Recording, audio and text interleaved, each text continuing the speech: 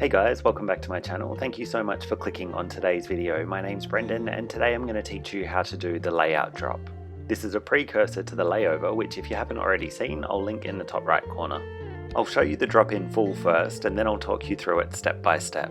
This was my first time using my new green silk. It felt a little more slippery than my blue silk, probably because I've never used it before and it hasn't been washed. In my last video, I talk all about getting my new silk, the hardware, and how I set everything up at home, so if you haven't seen it, make sure you check that out. I've got tons of tutorials for aerial silk, so make sure you subscribe and turn on the bell so you're notified every time I upload. Alright, let's get started, and remember, you've got this. Start from 3 or 4 climbs, then straddle invert to a same side hook, making sure you hook above your hand.